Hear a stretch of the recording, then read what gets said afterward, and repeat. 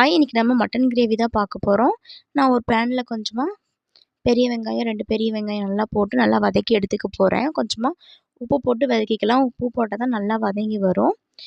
நாம் இதில் வந்துட்டு 2 தக்காளி வந்துட்டு நம்ம ஆட் பண்ணிக்க போகிறோம். 2 பல்லு பூண்டு போட்டிருக்கேன். நல்லா இந்த அளவுக்கு ப்ரௌனிஷாக வரட்டும். இப்போ 2 தக்காளி போட்டாச்சு.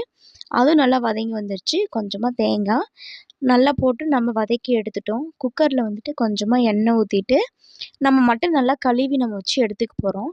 அதில் வந்துட்டு கொஞ்சமாக பட்டை, லவங்கம், ஏலக்காய், பிரியாணி இலைலாம் போட்டு நல்லா மட்டனையும் அதுக்குள்ளே போட்டுட்டு நம்ம இன்றைக்கி 1/4 கிலோ மட்டன் தான் எடுத்திருக்கேன்.